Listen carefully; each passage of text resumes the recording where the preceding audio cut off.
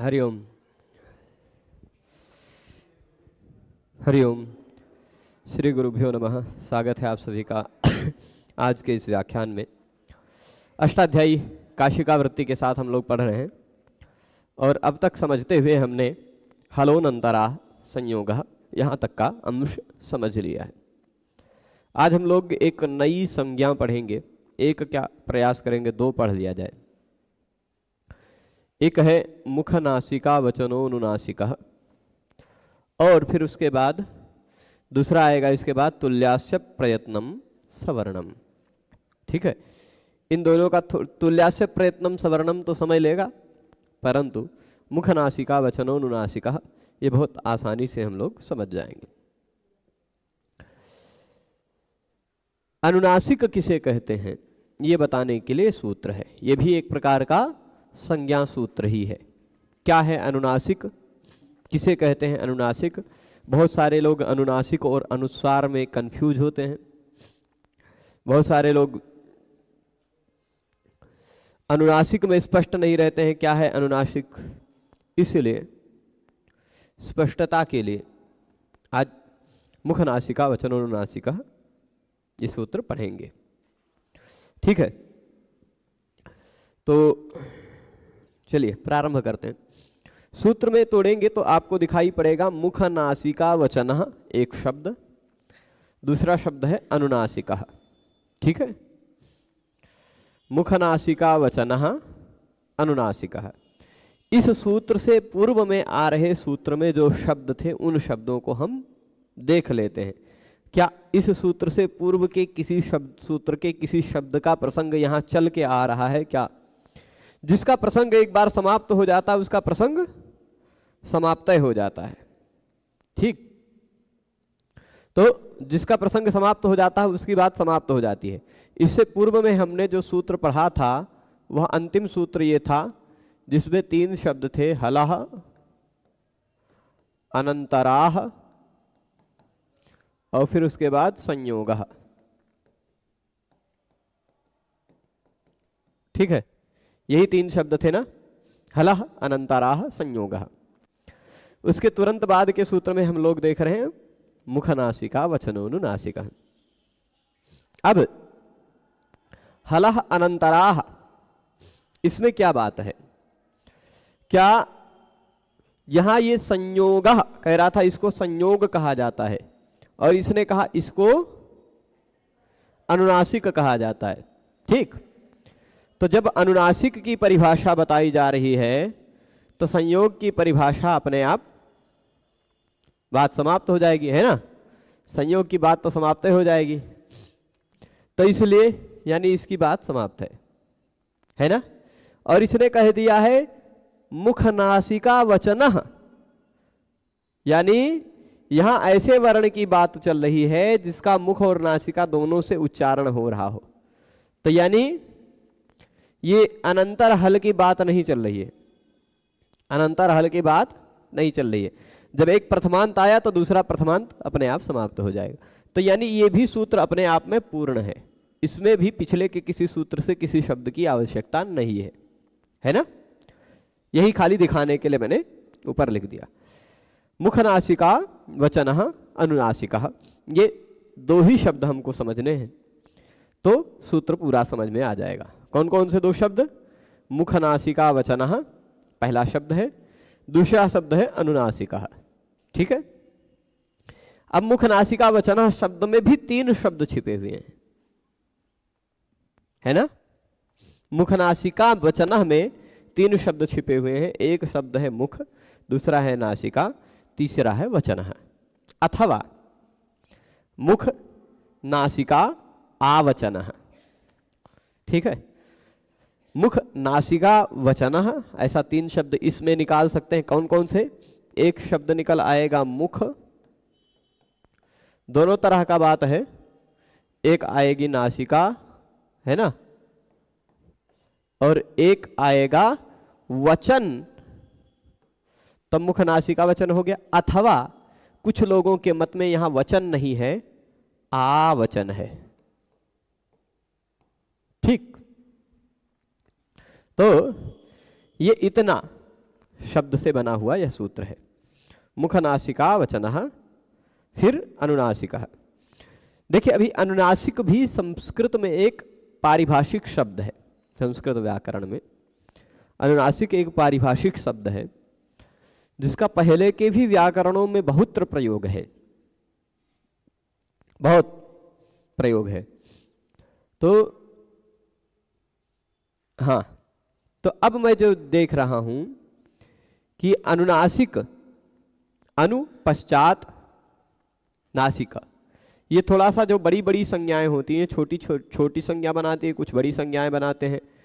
तो कुछ कुछ संज्ञाएं पाणिनि भगवान के द्वारा बनाई हुई हैं, कुछ संज्ञाएं भगवान पाणिनि जी ने एज इट इज जैसी थी पूर्व के व्याकरणों में वैसे के वैसी ही ले ली हैं।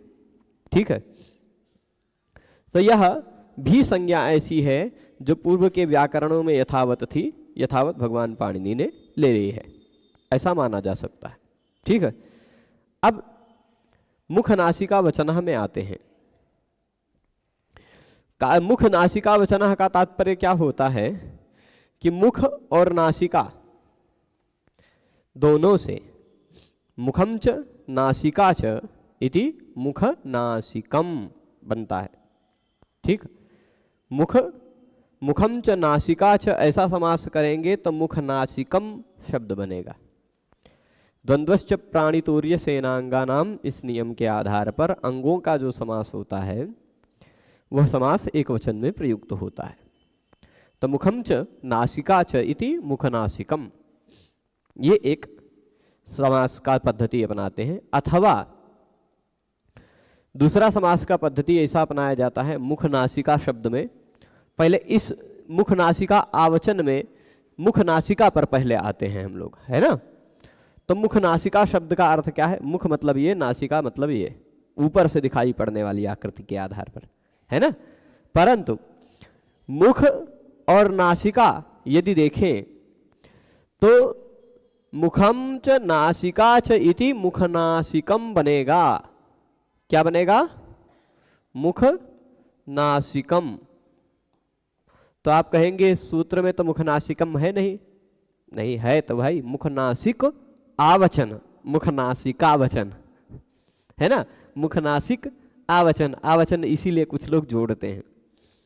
तो मुख और नासिका को मुख नासिक कह दिया गया। क्या कह दिया गया? मुख और नासिका को कह दिया गया मुख नासिक। मुख नासिक है आवचन जिनका, ऐसे वर्णों को मुख नासिका वचन वर्ण कहलाएगा, वर्ण कहा जाएगा। ऐसे वर्णों को क्या कहा जाएगा? मुख नासिका वचन। अथवा कुछ लोग मुख नासिक नहीं लेते तो मुख नासिका लेते हैं। मुख सहिता नासिका, मुख नासिका, ऐसा सहित शब्द का, बीच में रहने वाले सहित शब्द का लोप मान लेते हैं, मध्यम पद लोपी समास मानते हैं। जैसे देव पूजक ब्राह्मण को देव ब्राह्मण कह देते हैं, जैसे शाक प्रिय पार्थिव को शाक पार्थिव कह देते हैं। ठीक है, उसी तरह मध्यम शब्द का मुख सहित शब्द का यहां बीच से लोप कर दिया गया है ना।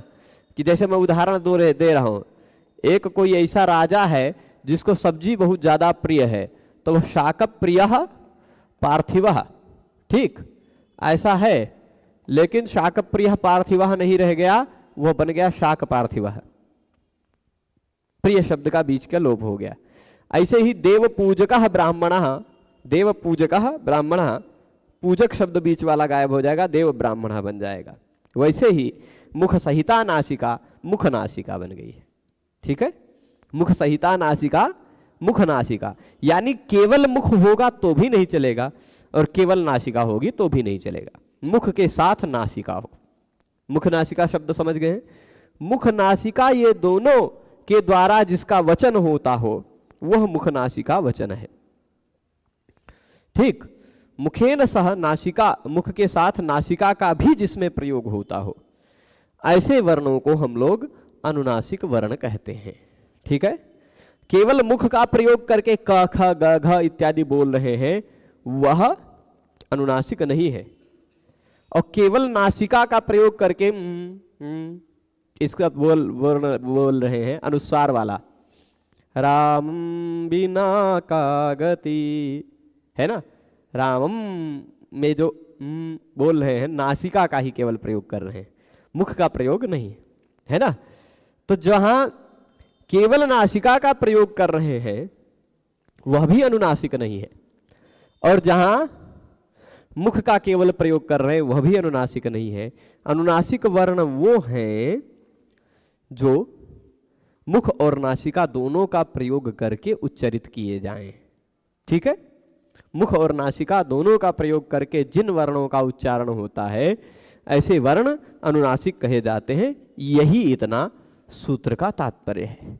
अब जिन लोगों के अनुसार जिस मत में मुखम च नासिका च इति मुखनासिकम जो बनाते हैं, और मुखनासिकम आवचनम यस्य तत् मुखनासिका वचनम, है ना, अथवा यस्य सह मुखनासिका वचनः, ऐसा कह दीजिए।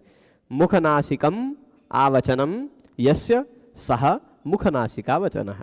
मुखनासिक है, मुख और नासिका है, आवचन यानी थोड़ा थोड़ा वचन। आ जो है वह ईशत अर्थ में है, आंग ईशत अर्थ में भी होता है। 6 अर्थ हैं आ के, है ना।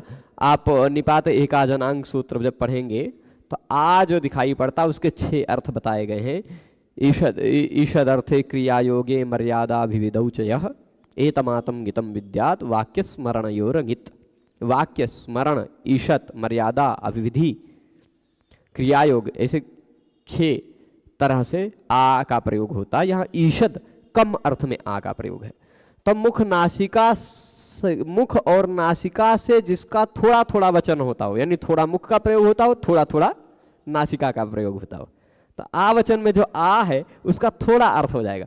मुख और नासिक से, मुख और नासिका इन दोनों से जिसका आ वचन होता हो, थोड़ा थोड़ा वचन होता हो, थोड़ा सा मुंह का प्रयोग होता है, थोड़ा सा नाक का प्रयोग होता है, ऐसे वचन वर्ण को हम अनुनासिक कहते हैं।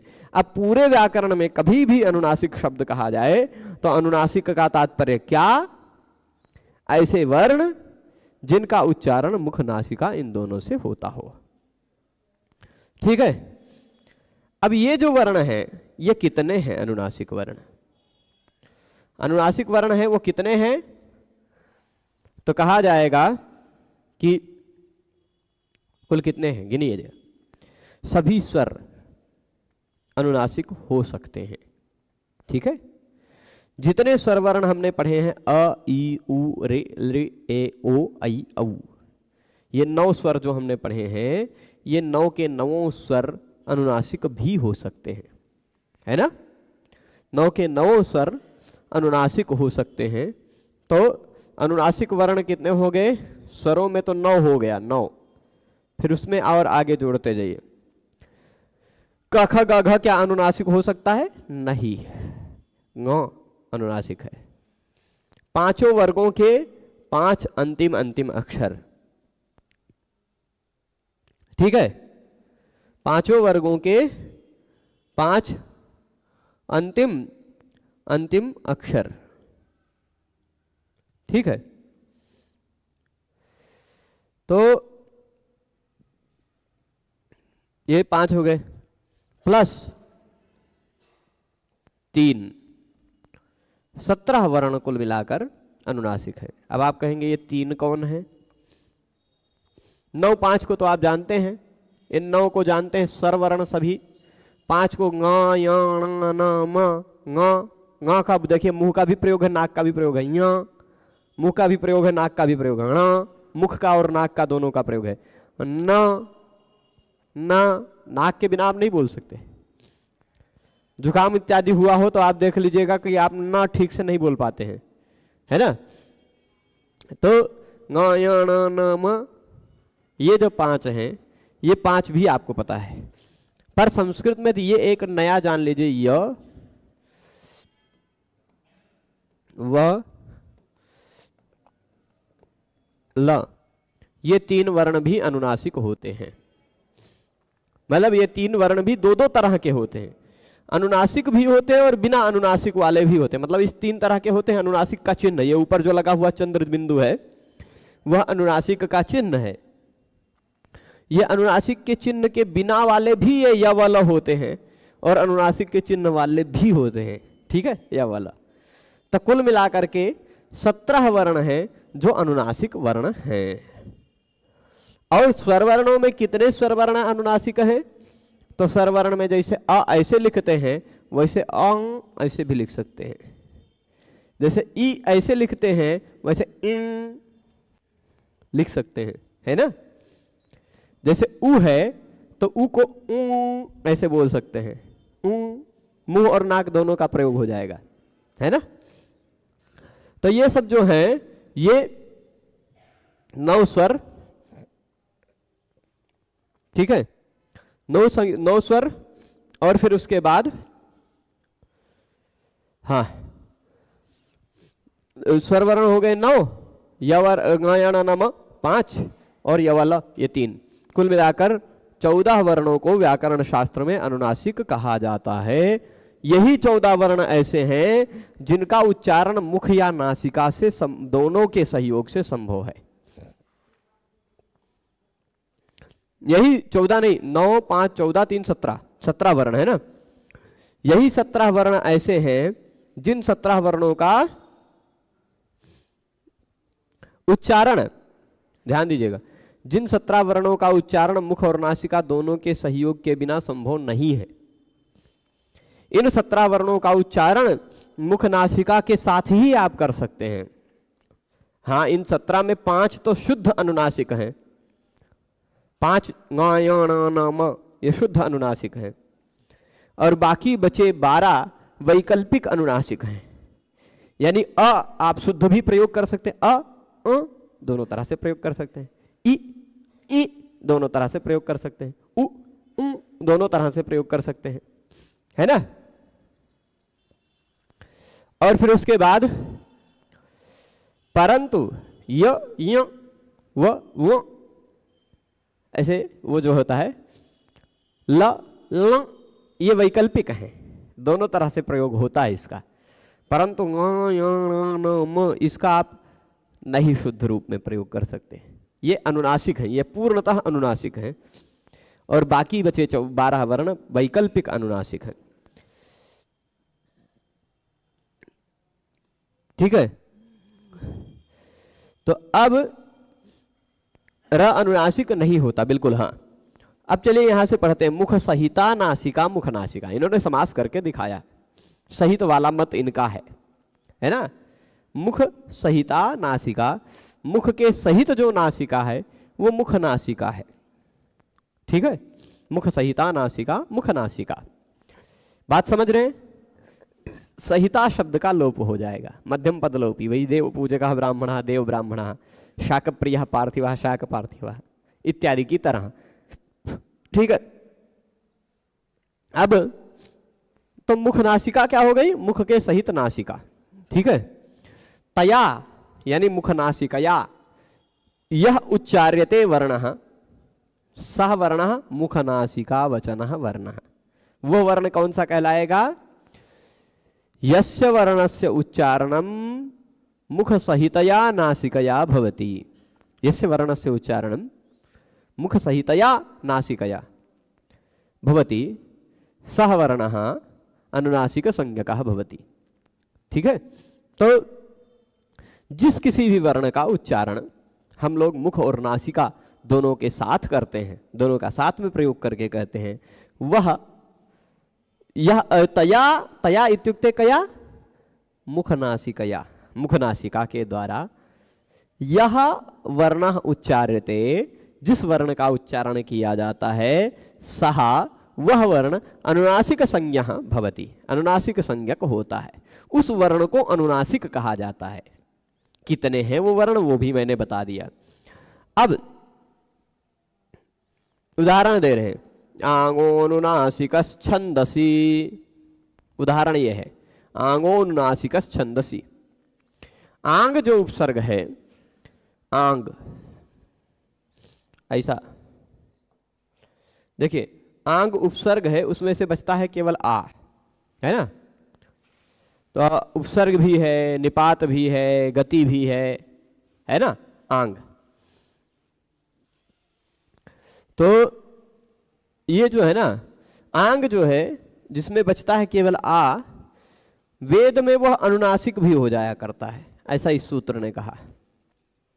ठीक है, वेद में जो आ है, आ गच्छति के साथ आप आ गच्छति कहते हैं, है ना, गच्छति के साथ आ गच्छति आ लगा देते हैं ना, वही वाला आ जो है वेद में तो वह अनुनासिक भी हो सकता है। यानी अभ्र अपह, आ अपह नहीं, अपह। तो आ शुद्ध रूप से मुख से उच्चारण किया जाने वाला है, उसको हम आ मुख सहित नासिका से उच्चारण कर रहे हैं, है ना। आ तो नाक का भी प्रयोग हो जाता है। गभीर उग्रपुत्रे, यहां भी आ गया है ना। आ जो था ये अनुनासिक हो गया है। चन इंद्र, आ उपसर्ग है, आ जो है उसको आ कर दिया गया है, अनुनासिक कर दिया गया। वेद में होता है आंगोनुनासिक छंदसी। छंदसी मतलब वेद में आंग का अनुनासिक रूप प्रयुक्त होता है, वेद में आंग का अनुनासिक रूप प्रयुक्त होता है। ठीक है, ये इस सूत्र का तात्पर्य है। तो आ लोक में प्रयोग करते हैं सामान्य रूप से, वेद में हम उसका वैकल्पिक रूप से आ प्रयोग करते हैं। ठीक है, तो आ इंद्र मुखग्रहणम किम। अब देखिए इस सूत्र में यह प्रश्न उठा रहे हैं कि मुख ग्रहण क्यों किया गया, मुख को क्यों लिया, मुख ग्रहणम किम। प्रश्न समझ रहे हैं ना कि सूत्र में मुख को क्यों ग्रहण किया, खाली ऐसे कह देते नासिका वचनः अनुनासिका, है ना। अब फिर अगला प्रश्न यह पूछेंगे कि तो नासिका का है ग्रहण किए हो, मुख वचनः अनुनासिका कह देते तो, है ना।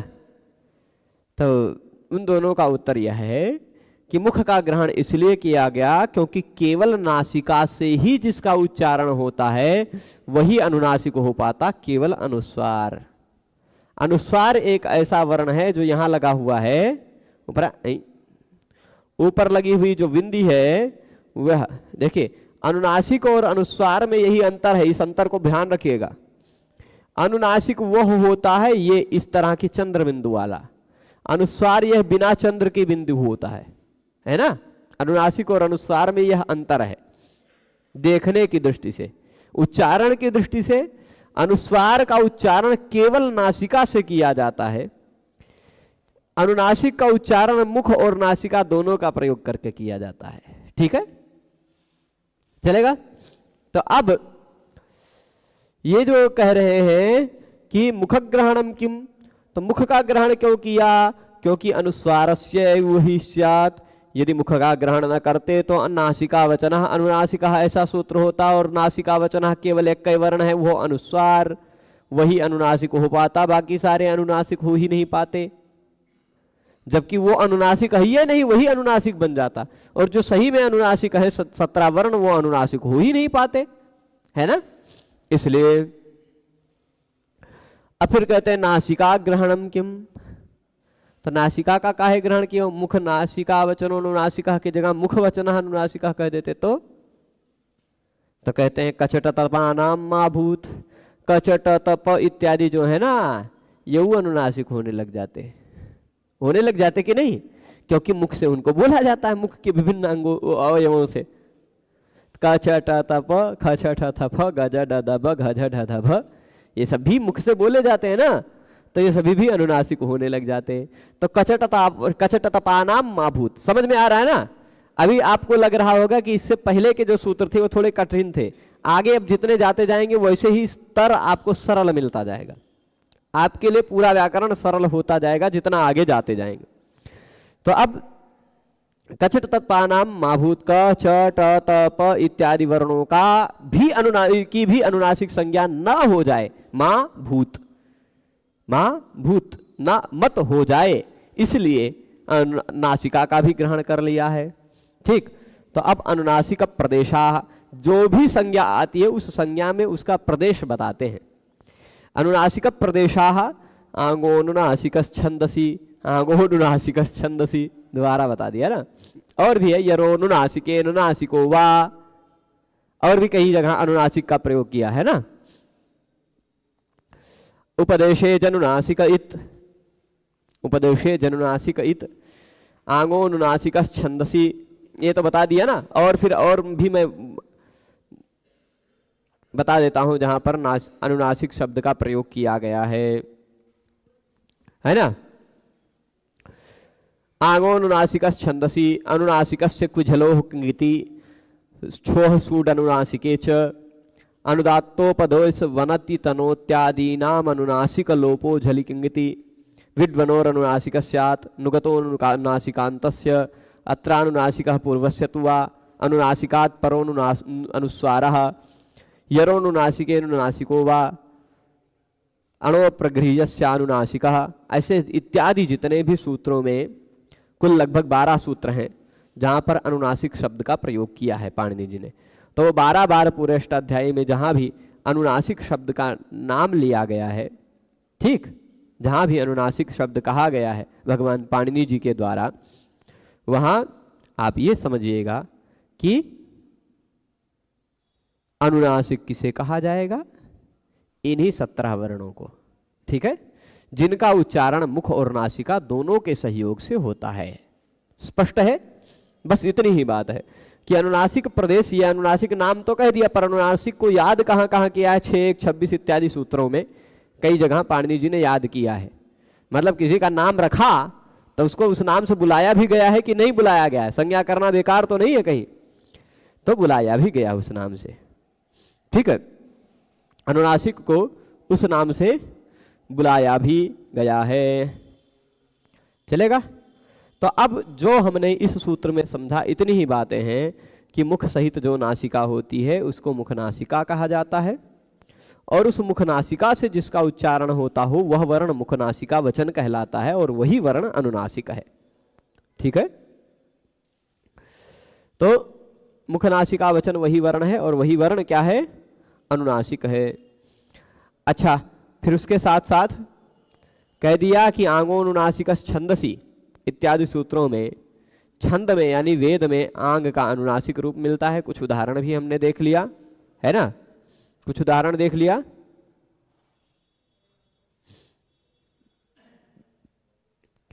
तो अब इसमें हम लोग पाणिनीय व्याकरण में देख लिया कि अनुनासिक कहा गया है, ठीक है। मैं जो संज्ञाएं आएंगी उन संज्ञाओं को और 2 व्याकरणों में भी बताने का प्रयास करूंगा जो मेरी दृष्टि से याद आएगा। सिद्ध हेमचंद्र के जो हेमचंद्र का व्याकरण है, सिद्ध हेम शब्दानुशासनम, वहां पर उन्होंने अनुनासिक शब्द की संज्ञा लोकात, लोक से ही प्रसिद्ध की है, लोक नियम के आधार पर अनुनासिक संज्ञा करने के लिए कोई अलग सूत्र नहीं बनाया। ऐसे ऐसे करके उन्होंने सूत्र कम कर दिए हैं, कुछ कुछ कम कर दिए, जो लोक में प्रसिद्ध है उसके लिए सूत्र नहीं बनाया। और फिर उसके बाद हम लोग यहाँ जो 17 प्रकार के वर्ण देख रहे हैं, 17 वर्ण जो अनुनासिक हैं, उन अनुनासिक 17 को हरिनामामृत व्याकरणकार ने भगवान के संबंध से जोड़ा है और 3 अलग अलग संज्ञाएं की हैं। अनुनासिक संज्ञा नहीं की। अंग जो है, अंग जो स्वरों पर लगा हुआ अनुनासिक है, उसको उन्होंने नाम ले दिया विष्णु चाप, विष्णु चाप, ठीक है। और जो ङ य ण न म ये 5 हैं, ये 5 हरिवेणु हैं। हरिवेणु मतलब भगवान विष्णु की वेणु, वंशी हरिवेणु है। और जो यारालव है, इसमें से यारालव को हरिमित्र कहा, हरिमित्र, वो तो अलग अलग 3 संज्ञाएं की हैं। हरिमित्र हैं, हरिवेणु है, विष्णु चाप है, ठीक है। ये अनुनासिक संज्ञा का उन्होंने प्रयोग अनुनासिक शब्द का भी अलग अलग किया है, पर इन तीनों को, इस प्रकार के 12 वर्णों को 3 अलग अलग नामों से कहा है। अनुनासिक संज्ञा का फल क्या है? याया संज्ञा सासा फलवती। मैंने 12 सूत्र बताए कि 12 सूत्रों में अनुनासिक शब्द का प्रयोग किया है भगवान पाणिनि ने। जब अनुनासिक संज्ञा यदि न हुई होती तो आंगो अनुनासिक छंदसी से आंग को अनुनासिक कैसे हो पाता? ये अनुनासिक हुआ ना, मुख और नासिका से बोलना है आपको वेद में, ये संज्ञा का ही तो फल मिला। कह दिया कि वेद में आंग को अनुनासिक करो, कह दिया सूत्र ने, वेद में आंग को अनुनासिक करो। अब आप क्या करोगे जब तक अनुनासिक को नहीं जानोगे? तो अनुनासिक करो मतलब ऐसा करो कि मुख और नासिका दोनों से बोला जाए, ठीक है? तो कर दिया, आ अपह, आ उग्रपते, आ इंद्र इत्यादि कर दिया, है ना? ऐसे ही अनुनासिकस्य कुझलोह कंगिति, अनुनासिक का लोप करने के लिए सूत्र बना। छोह सूड अनुनासिके च, चकार छकारांत धातुओं के लिए विशेष नियम बना, सूट सूट आगम, हाँ वहां भी अनुनासिक लोप करने के लिए अनुदात्तोपदेश वनतु तनो इत्यादि नाम अनुनासिक लोपो झलिकंगिति आया। अनुनासिकांत धातु के अकारा अभ्यास के आ को नुक आगम हो जाता है, जंगम्यते, दंद्रम्यते इत्यादि उदाहरण बनते हैं। नुगतो अनुनासिकांतस्य, तो अनुनासिक संज्ञा के बहुत सारे प्रयोग से। मुख रचनानुसारेण वर्गस्य क्रमः च वर्गस्य पश्चात किमर्थम इति शंका अस्ति। प्रश्न अच्छा है। हाँ, मुख रचना के अनुसार यदि देखा जाए तो चवर्ग पहले टवर्ग बाद में क्यों, ये प्रश्न है। तो एक मिनट, आप कल के व्याख्यान में वो कह रहे थे कि 30 जून, अरे प्रभु ये सब वो सब बात मत करिएगा, ठीक है? चलिए अभी, हाँ हाँ, तो ये देखिए ये प्रश्न क्या है कि चवर्ग के बाद टवर्ग क्यों, ऐसा कभी मैंने सोचा नहीं, पर अभी सोचते हैं, चिंतन करते हैं जी। हाँ, किसको? यमगणना नाम नासिका च, केवल नासिका कहा है क्या? नहीं, क्या लिखा है? हाँ, किनकी? अन्य जो,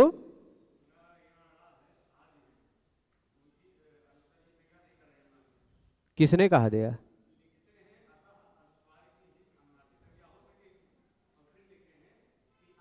हाँ हाँ, ठीक है, वो कब पूछे? प्रश्न पूछने पर उसका उत्तर देते हुए लिखा हुआ, आप प्रश्न नहीं समझ रहे हैं। इस प्रश्न का उत्तर देते हुए लिखा है कि वहां मुख ग्रहणम किम, उसका उत्तर देते हुए कहा गया है कि सूत्र में मुख का ग्रहण क्यों किया गया, सूत्र में मुख का ग्रहण क्यों किया गया है, इस प्रश्न का उत्तर देते हुए वो बात कही गई है कि यदि सूत्र में मुख का ग्रहण न होता तो सूत्र क्या होता? नासिका वचनः अनुनासिकः, यही सूत्र होता ना। तो नासिका से जिसको बोला जाता है उसी की अनुनासिक संज्ञा हो पाती। नासिका से किसको बोला जाता है जरा बताइए? अनुस्वार को बोला जाता है ना? सूत्र समझ रहे हैं कि सूत्र में से मुख शब्द को हटा दीजिए, सूत्र में से आप किस शब्द को हटा दीजिए? मुख शब्द को हटा दीजिए। मुख को हटा दिया जब आपने, तो सूत्र क्या बन गया? नासिका वचनः अनुनासिकः, इतना बना ना। तो नासिका से जिसको बोला जाएगा वह अनुनासिक है, यही अर्थ हुआ। तो नासिका से किसको बोला जा रहा है?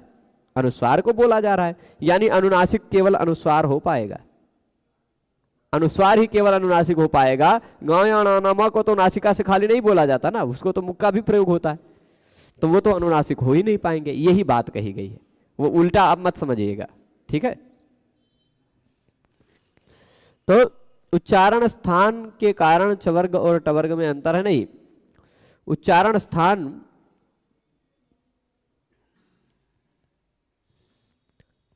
ठीक है, ये भी सिखा देंगे, काहे चिंता कर रहे हैं। ये एक साथ सूत्र कैसे और कहां से देख रहे हैं सिखा देंगे। अभी बहुत आसान है, कोई बहुत बड़ी बात नहीं है।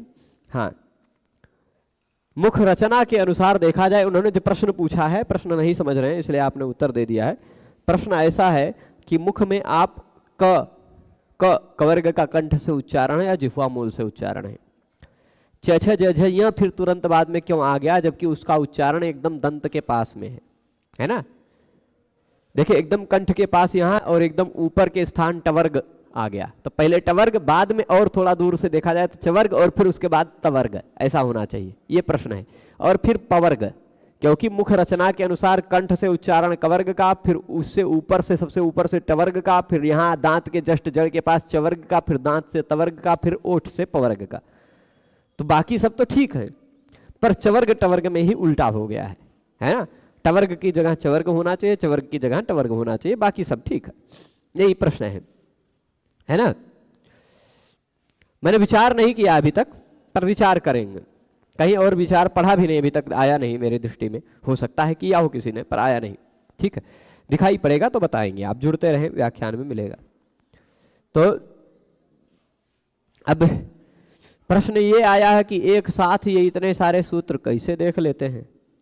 तो एक साथ ये सारे सूत्र कैसे देख लेते हैं,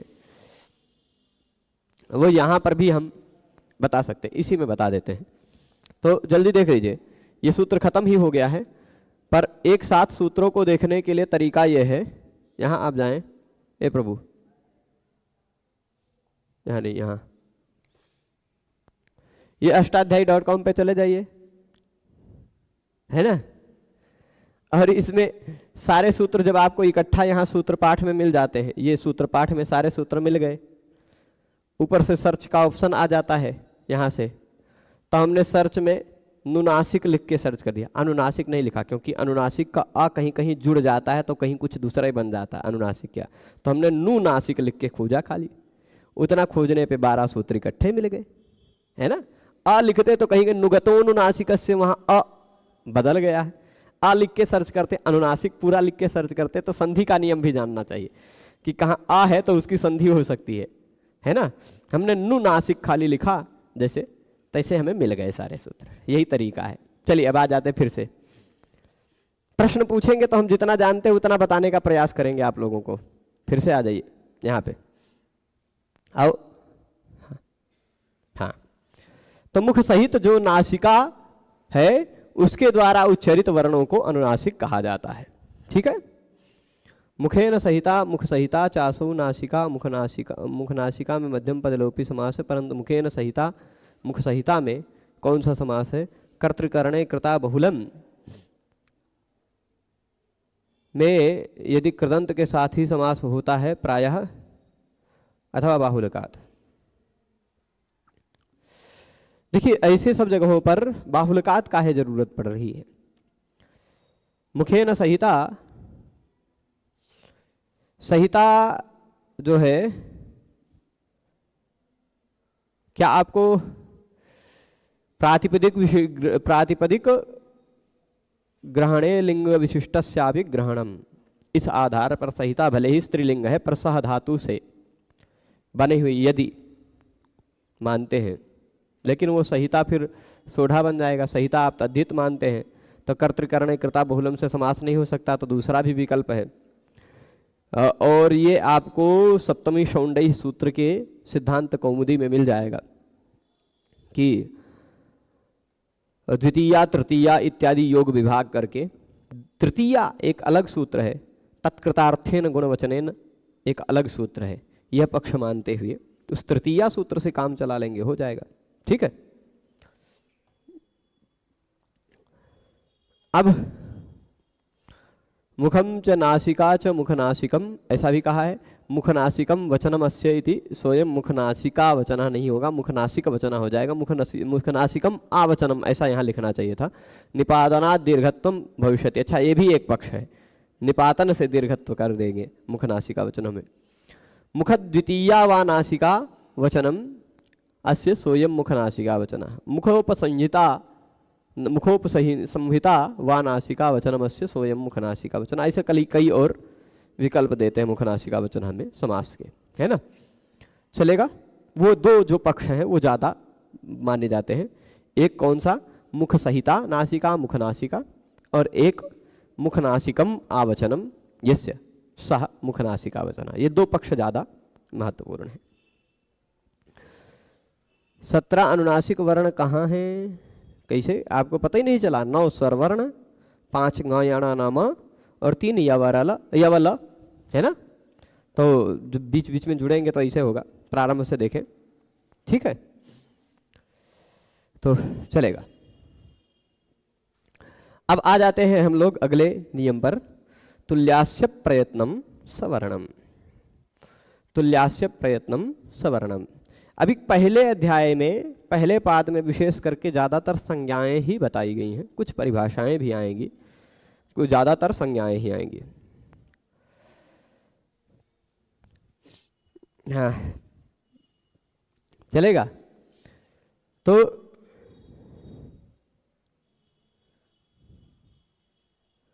सत्रह अनुनासिक का वर्णन कहाँ है, कहाँ मिलता है, किस पुस्तक में प्रभु? आपको ये पुस्तक नहीं दिखाई पड़ रहा है? अष्टाध्यायी पुस्तक नहीं है क्या? तो इसी में मिलेगा, यहाँ काशिका व्याख्या में भी मिलेगा। वो तो मैंने पहले ही सब वर्णों को समझा दिया है, पहले ही सब वर्णों को बता दिया है कि अ ई उ ऋ ऋ ए ओ ऐ ओ बीच बीच से जुड़ने पर यह समस्या होती है, प्रारंभ से देखने पर ठीक है। अ ई उ ऋ ऋ इत्यादि स्वर वर्णों को बता दिया है कि ये सब स्वर वर्ण हैं, सारे व्यंजन वर्ण हैं। सारे वर्णों का परिचय हम माहेश्वर सूत्रों को पढ़ते पढ़ते ही 13-14 व्याख्यान में बता चुके हैं, सारे वर्णों का परिचय। उन सभी वर्णों के परिचय को बताने के बाद अब बता रहे हैं कि अ ई उ ऋ ऋ ए ओ ऐ औ ये जो 9 स्वर वर्ण हैं, ये 9 स्वर वर्ण अनुनासिक भी हो सकते हैं, क्योंकि इनका नासिका के साथ भी उच्चारण संभव है। ठीक है, ये बता दिया। तो 9 आप लिस्ट तुरंत तैयार कर लीजिए। कुछ चीज़ अपने दिमाग से भी करना चाहिए, सब चीज़ पुस्तकों में ही लिखी हुई नहीं भी मिल जाती हैं। कुछ चीज़ें तो इतनी सामान्य सामान्य चीज़ें, सब कुछ लिखने लगेंगे तो कितना लिखेंगे, पर फिर भी ये लिखी हुई है। तो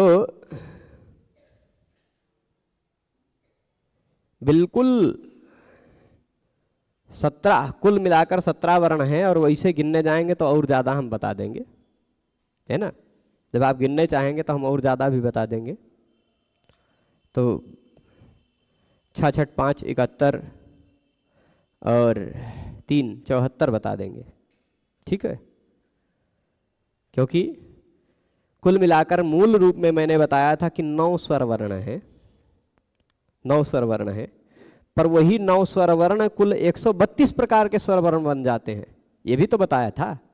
उन 132 में 66 अनुनासिक और 66 अनुनासिक, 66 बिना अनुनासिक वाले और 66 अनुनासिक वाले। तो अनुनासिक स्वर वर्ण 66 और 66 और 5 ङ न म 71 और 3 य व ल 74, कुल मिलाकर 74। लेकिन जो स्वर वर्ण है आ के आप 9 प्रकार गिन रहे हैं, वो है तो एक है। ई के आप 9 प्रकार अनुनासिक गिन रहे हैं, वो है तो एक ही मूल रूप में देखा जाए तो ई ही है।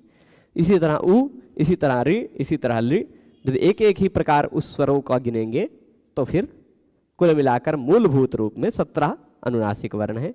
और यदि विस्तार से व्यापक दृष्टि से देखा जाए तो कुल मिलाकर अधिकतम, अधिकांश, बहुत ज़्यादा देख लिया जाए तो 74 हो जाएंगे। ठीक है, अब ज़्यादा पूछेंगे तो ज़्यादा भी मिलेगा, चलेगा। अब तुल्यास्य प्रयत्नम सवर्णम, इस पर आते हैं।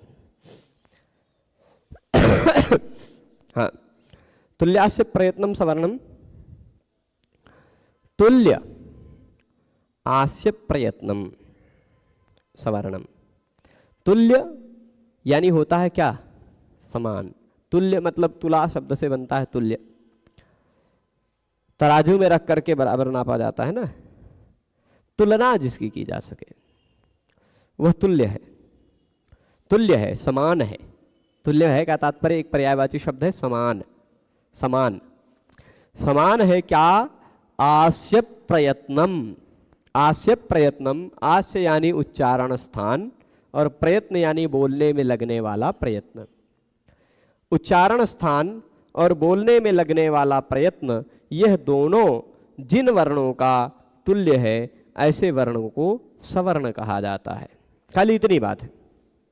क्या बात है तुल्यास्य प्रयत्नम सवर्णम में? कि तुल्य है, तुल्य शब्द सदृश पर्याय। तुल्य शब्द किसके पर्याय अर्थ में है? सदृश, समान के अर्थ में है, पर्यायवाची है। आस्ये भवम आस्यम, आस्य में जो होता है वह आस्य कहलाता है। आस्य में जो है वो भी आस्य है, क्योंकि प्रत्यय लगाएंगे कुछ भी तो भी वो आशय बनेगा। तो आस्य में जो है, आस्य यानी मुख, आस्य में जो है यानी मुख में जो है वह है उच्चारण स्थान, कंठ, तालु, मूर्धा, दंत, ओष्ठ इत्यादि जो है उच्चारण स्थान है वह है आस्य। क्या है? आस्य। ताल्वादि स्थानम, तालु इत्यादि जो उच्चारण स्थान है वह है आस्य। क्या है? आस्य का मतलब क्या? तालु इत्यादि उच्चारण स्थान, जहां से वर्णों को बोला जाता है, जहां से वर्णों को बोला जाता है।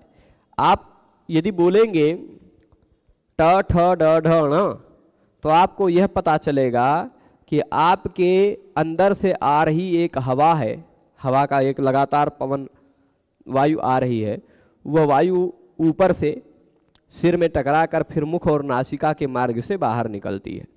ठीक, वो वायु, और वही जो वायु बाहर निकल रही होती है तो जीभ को हम अलग अलग आकृतियों में बनाते हैं।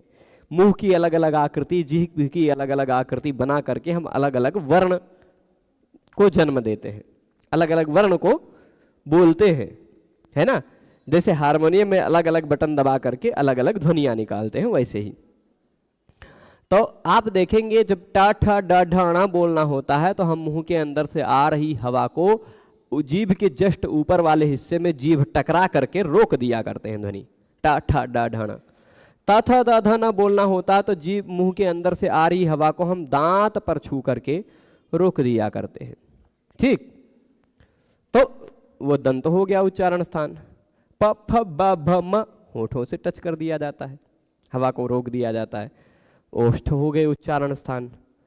तो आस्य प्रातिपदिक, आस्य का मतलब होता है मुख। ठीक, आस्य में आस्य ही प्रातिपदिक है ना। तो आस्य में जो होता है, मुख में जो होता है वो भी आस्य ही कहलाता है। विस्तार से कल बताएंगे इसको, अभी आज खाली संक्षेप में इस सूत्र का तात्पर्य समझ जाएं, फिर वृत्ति से हम पूरा समझेंगे, विस्तार से समझेंगे। इसमें समय लगेगा, है ना, यहाँ तक है तो समय लगेगा, पर अभी खाली इतना सूत्र का मुख्य संक्षिप्त जो अर्थ है वह समझ लिया जाए। तो आस्य का यहाँ देखिए, तुल्य का मतलब हो गया समान है। क्या? आस्य यानी उच्चारण स्थान जो मुख में पाए जाते हैं, तालु, कंठ, मूर्धा, दंत, ओष्ठ इत्यादि, है ना, वह है आस्य, तालवादी स्थान। और प्रयतनम जो यहाँ लिखा है, प्रयतनम प्रयत्न, प्रयास करना, बोलने में जो यत्न किया जाता है वह प्रयत्न कहलाता है। ठीक है। स्पृष्टतादि वर्ण गुण, स्पृष्टता इत्यादि जो है, स्पृष्टता, ईषत् स्पृष्टता, ईषद विवृतता, विवृतता, संवृतता इत्यादि जो वर्णों के गुण हैं, वर्णों के गुण हैं, वो सब वही प्रयत्न कहलाते हैं। ठीक, तो स्पृष्टतादि, स्पृष्टतादि ही वर्ण गुण, स्पृष्टता इत्यादि जो वर्ण के गुण हैं वो प्रयत्न है। ठीक है। तो उच्चारण स्थान और प्रयत्न, आस्य यानी हो गया उच्चारण स्थान, प्रयत्न यानी हो गया स्पृष्ट इत्यादि, ये दोनों जिसके तुल्य हों वो वर्ण सवर्ण कहे जाते हैं। ठीक है, वो वर्ण क्या कहे जाते हैं? सवर्ण। हम सब लोक में भी व्यवहार करते हैं कि ये हमारे सवर्ण हैं, है ना। सवर्ण है किस आधार पर?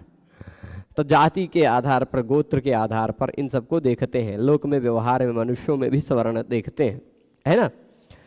परंतु ऐसे वर्णों के भी सवर्ण होते हैं। क, ख, ग, घ, ङ, ये पांचों वर्ण एक दूसरे के सवर्ण हैं। अभी खाली बता दे रहा हूं, संस्कार बना रहा हूं, विस्तार से समझेंगे हम लोग। क, ख, ग, घ, ङ ये सभी वर्ण एक दूसरे के सवर्ण हैं, क्योंकि इन सभी वर्णों का आस्य यानी उच्चारण स्थान कंठ है और इन सभी वर्णों का प्रयत्न स्पृष्ट है। ठीक है। तो उच्चारण स्थान भी एक जैसा, बोलने में लगने वाला प्रयत्न भी लगभग एक जैसा, आभ्यंतर प्रयत्न एक जैसा, ऐसे जो वर्ण है वो सवर्ण कहे जाते हैं। ठीक है। च, छ, ज, झ, ञ ये जो वर्ण है ये परस्पर एक दूसरे के सवर्ण हैं। क्यों सवर्ण हैं? क्योंकि इन पांचों वर्णों का उच्चारण स्थान तालु है और ये पांचों वर्णों का आभ्यंतर प्रयत्न स्पृष्ट है। ठीक है। अब काखा गा घा से चा छा जा झा ना ये सब एक दूसरे के स्वर्ण नहीं है, का चा का स्वर्ण नहीं है, क्योंकि का उच्चारण स्थान कंठ है, चा का तालु है। उच्चारण स्थान बदल गया। उच्चारण स्थान बदल जाने से भी स्वर्ण नहीं रह जाता, आभ्यंतर प्रयत्न बदल जाने से भी स्वर्ण नहीं रह जाता। ठीक है। अब यहां स्पृष्टतादि वर्ण गुण ये बता दिया ना, तो इसी तरह प फ ब भ म इत्यादि वर्ण एक दूसरे के सवर्ण क्यों है? क्योंकि प फ ब भ म पांचों में उच्चारण स्थान उष्ट, उच्चारण स्थान क्या है? उष्ट है, और आभ्यंतर प्रयत्न स्पृष्ट है। ठीक है। आज से मतलब भी उच्चारण स्थान है, और आज से मतलब मुख भी है। बिल्कुल मुख भी है, उच्चारण स्थान भी है। कैसे है वो हम समझाएंगे विस्तार से। तो परस्पर इस तरह से सवर्ण संज्ञा देखी जाती है। ठीक है। अब सवर्ण क्या है? इस सवर्ण को एकात्मक भी कहा है उन्होंने हरिनामामृत व्याकरण में, और सवर्ण ही कहा है हेमचंद्र ने। हेमचंद्र में समानता है बहुत कुछ। भोजराज ने भी संभवतः सवर्ण ही कहा हो, क्योंकि बहुत ज़्यादा भोजराज ने अपने सरस्वती कंठाभरण में पाणिनि का बहुत ज़्यादा अनुकरण किया है। ठीक है। तो चलेगा। अब भोजराज ने संभवतः कहा होगा, इसलिए मैं संभवतः कह रहा हूँ, बाकी दोनों में मैं निश्चित हूँ। ठीक है, चलेगा। तो आज इस विषय को यहीं रोका जाए, कुछ प्रश्न हो तो समाप्त कर दें। लघु सिद्धांत कौमुदी कब आगे से प्रारंभ होंगी प्रभु, हम इसे आजकल बहुत ज़्यादा परेशान है, वो सभी नहीं समझेंगे। ऐसा दौड़ना चल रहा है कि सुबह 9 बजे घर से निकलते हैं, रात में 9 बजे से पहले नहीं पहुंचते हैं, और उतने समय में लगभग 100 किलोमीटर स्कूटी चलाते हैं। क्यों चलाते हैं, क्या करते हैं वो मैं नहीं जानता हूँ, पर कुछ कर रहे हैं। तो प्रतिदिन लगभग 3 घंटा तो हमारा रोडवे पे बीत जाता है। तो जो बचता है समय, उस समय में कुछ कर पाते हैं, और विद्यालय में कुछ समय बीत जाता है, कुछ समय यहाँ पढ़ा पाते हैं, और फिर उसके बाद और कुछ कार्य घर पे भी पहुँच जाता है विद्यालय का, घर पे बैठते हैं वहाँ लग जाते हैं। तो जैसे समय निकलेगा प्रारंभ करेंगे। अभी थोड़ा सा ये समझ लीजिए 31 मार्च तक तो बड़े बवाल हैं। ठीक है, चलेगा। तो अभी सभी लोग जुड़े रहे, उसके लिए सभी को बहुत बहुत धन्यवाद। हम पुनः मिलेंगे जल्द ही। अच्छा, ठीक है। शिशुपाल का एक भाग आज अभी इस व्याख्यान के समाप्त होते ही फिर से प्रकाशित हो जाएगा। ठीक है, चलेगा। सभी को बहुत जुड़े रहने के लिए बहुत बहुत धन्यवाद। नमो नमः।